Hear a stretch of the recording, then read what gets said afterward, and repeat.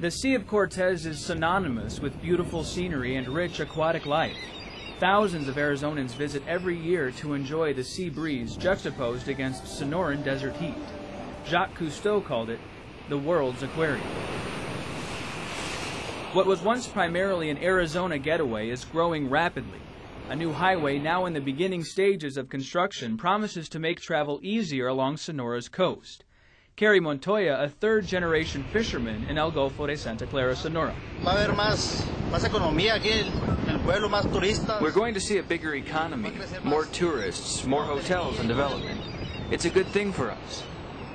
It could attract California tourists and bring much-needed jobs. But the highway may threaten the environment that makes these places so attractive.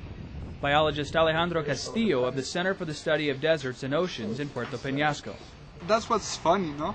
That's they promote all of this beauty and this magical bay and these beautiful dolphins jumping in front of your beaches, and they plan to build things that are going to stop the dolphins jumping in front of the beaches. Highway construction is planned to continue for at least 3 more years. The first stage connects Puerto Peñasco to the tiny fishing village of El Golfo de Santa Clara.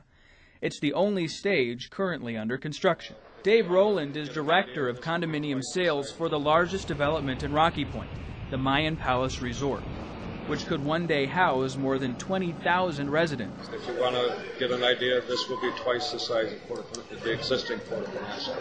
Archaeologist Cristina Garcia says highway construction has already destroyed a handful of ancient Hohokam sites, covering shell mounds and ancient campgrounds. As archaeologists, we don't want these sites destroyed, and we have an ecological conscience too. Garcia says even though major hotel developments are Mexican-owned, Americans will benefit most. Really, the government's plans will benefit Americans who have the money. They're building exclusive hotels, not places just any Mexican can afford to visit.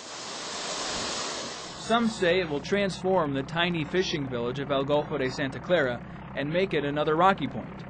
Though some enjoy El Golfo's solitude, the idea of growth delights hotel owner Ramon Concha. Well, it's a very good development for everyone here. I've been in this town 46 years waiting for a good highway, and it's finally coming bit by bit. The second phase of highway construction looks north to tie El Golfo to the border at San Luis Rio Colorado.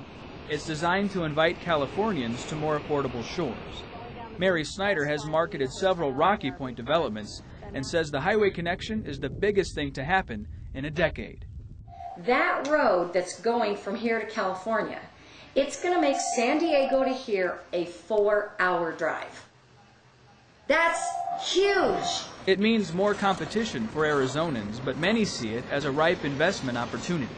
Terry and Janice Brown of Phoenix say they might buy a condo, a getaway doubling as a retirement investment. We've been to Mexico a lot, and we enjoy Mexico.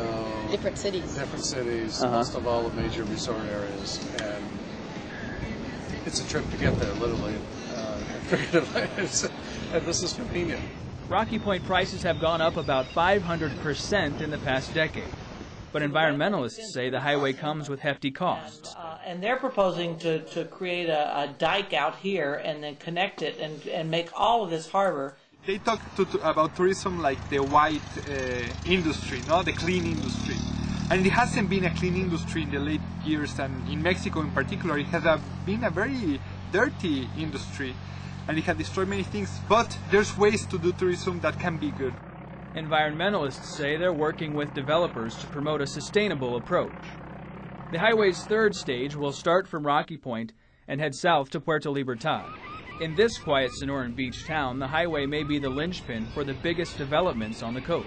Plans for a 72-square-mile enclave called Liberty Cove would welcome 100,000 people to luxury homes and condos. The final stage of the highway would continue south from Puerto Libertad to Guaymas, Sonora. Completing the coastal path, it cuts directly through indigenous Seri territory. Genaro Gabriel Herrera Astorga is secretary of the Seri Elders Council. If the highway comes, with it would come lots of people. Many of them are not coming with good intentions. Reportedly, Seri opposition to the highway has been violent. Seris say they're unfairly depicted and that state government agents have picked a fight with them because of their opposition to the highway. Uno es para bien y otro es para mal.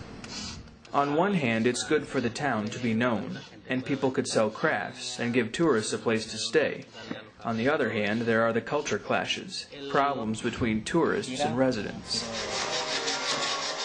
The majority of residents up and down Sonora's Gulf Coast welcome the chance for new jobs. Highway development pushes slowly ahead and could eventually open up 375 miles of beach for development. Some are working to protect the riches that are already there.